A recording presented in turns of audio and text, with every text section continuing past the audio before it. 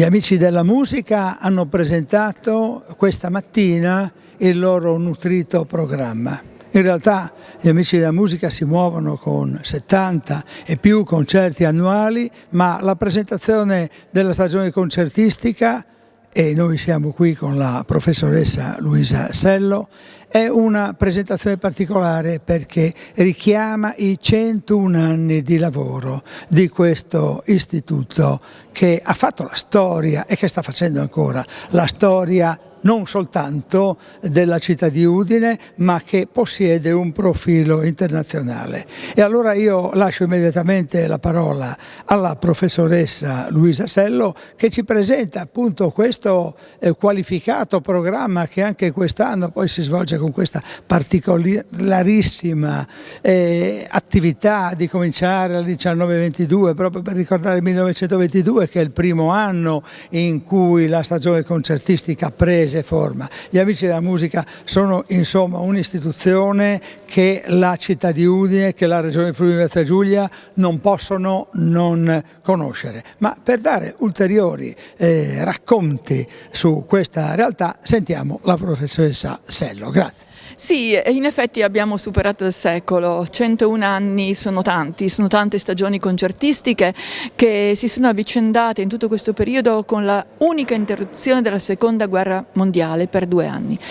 Quindi l'offerta alla città e tutto il territorio è stata veramente enorme. Da noi hanno suonato musicisti incredibili, da Rubinstein a Richter, tutti grandi pianisti, e continuano a suonare. Per esempio per il 101esimo compleanno quest'anno arriverà da noi Edoardo Delgado del parterre di Marta Argerich, quindi un allievo della scuola di Scaramuzza di Buenos Aires, che verrà per la prima volta in Friuli Venezia Giulia e ci regalerà sicuramente un recital indimenticabile. Ma accanto a lui altri grandi artisti, basti citare Philippe Entremont, che da noi ormai è venuto parecchie volte e ritorna con grande gioia ad Udine ed è un grandissimo, straordinario pianista con 360 dischi al suo attivo, e il sempreverde Bruno Canino. Ecco, ho citato solamente questi nomi per darvi la dimensione della nostra offerta culturale.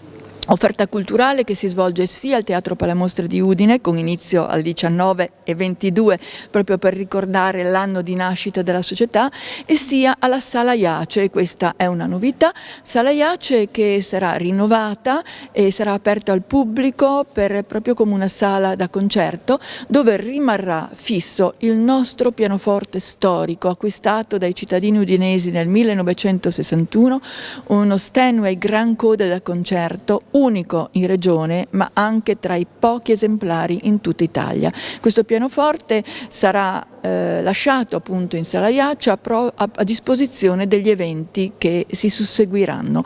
I nostri eventi saranno sempre il venerdì alle ore 17 e tutta la nostra produzione riguarderà la grande musica cameristica, la musica da camera.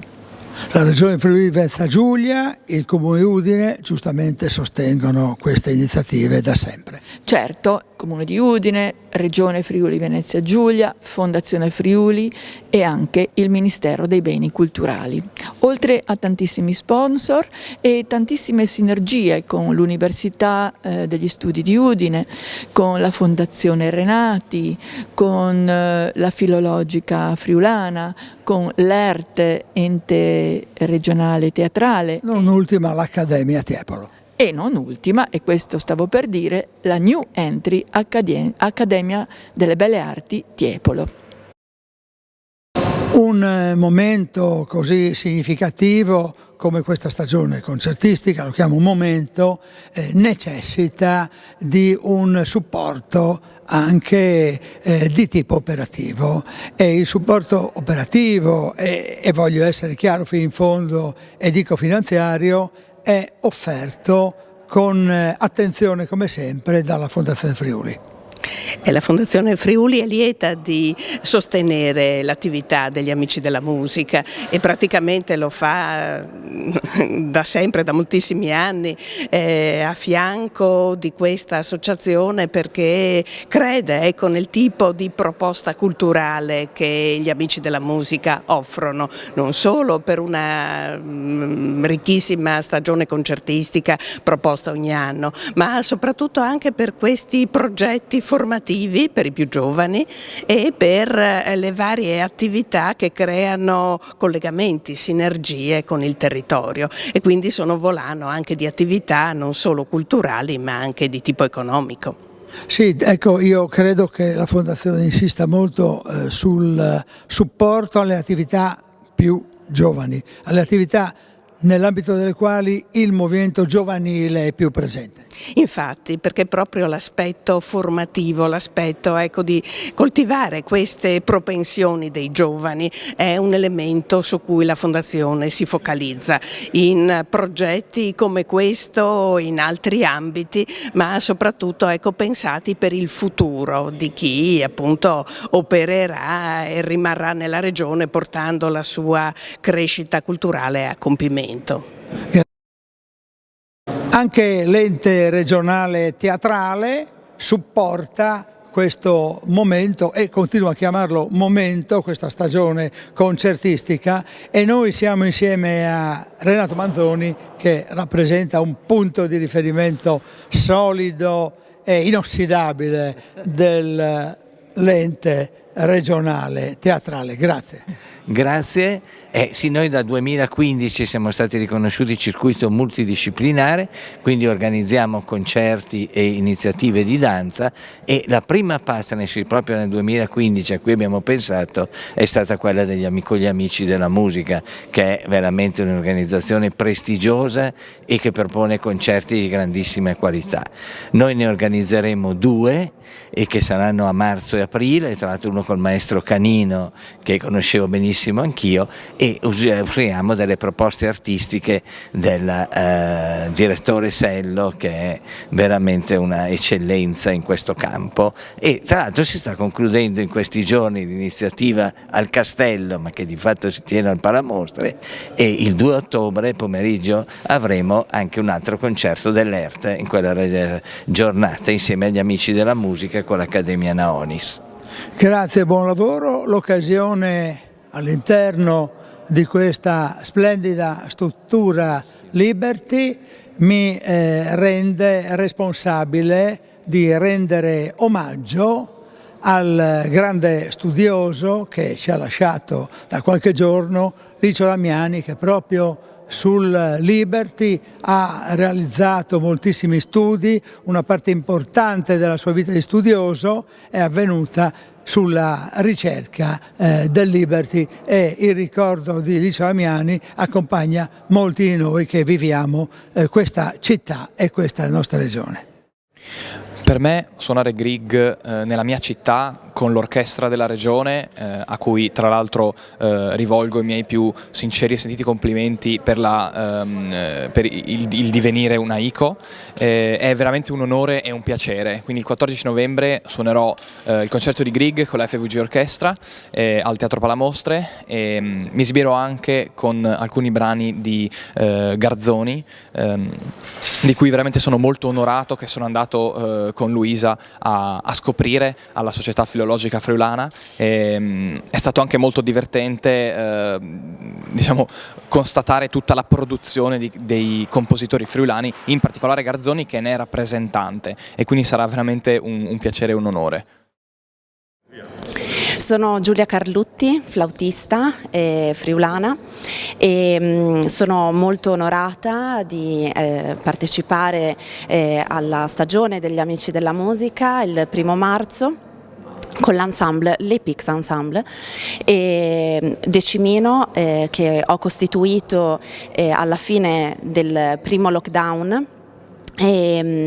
Siamo 10 musiciste, un doppio quintetto, fiati e archi, e durante questo periodo abbiamo studiato appunto quella che è la letteratura per questo ensemble, e siamo molto felici di presentarvelo il 1° marzo con Farrenc, Dubois e Jean Francais. E non vediamo l'ora di avervi tra noi e poterlo presentare. Grazie. Sono molto felice di partecipare, di avere questa occasione, di portare l'Epix Ensemble in questa giornata del 1° marzo, e porteremo dei nonetti e dei decimini che ovviamente sono poco conosciuti, vengono poco suonati, e speriamo di avere un grande pubblico e vi aspettiamo il 1° marzo. Grazie. Io lo dico, ho già detto più volte anche pubblicamente, e la prima volta che ho incontrato, essendo direttore generale del gruppo Sugar, io ero anche del tutto immeritatamente l'editore di Goffredo Petrassi e lo dovevo incontrare, e allora ho voluto prepararmi e ho provato ad ascoltare da sola il Coro dei Morti.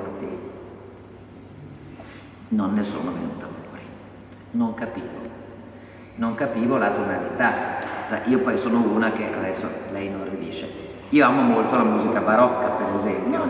Quindi, meno male che no. Qui sarebbe perfetto musica barocca qui dentro, Ci stavo pensando prima. Qui proprio musica barocca. E come dire, c'è una certa differenza. E l'ho confessato al maestro Petrassi, che essendo un grande, che i grandi musicisti, i grandi artisti sono anche grandi persone, mi ha detto: ma lei non si deve preoccupare, gliela spiego, ascoltiamo insieme. E io ho avuto questo onore e questo privilegio. Non mento mai, quindi non ti sto a dire che il Coro dei Morti è diventata una delle mie composizioni preferite, che l'ascolto spesso, non è così.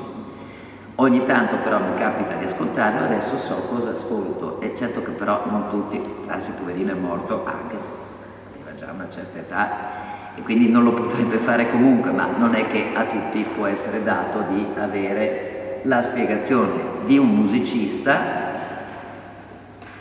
e quindi dobbiamo aiutare il più possibile a educare l'orecchio, che è come il palato, quindi si può educare a gusti diversi anche a questa musica, perché se no salteremo alcune generazioni nel tramandare la pratica musicale.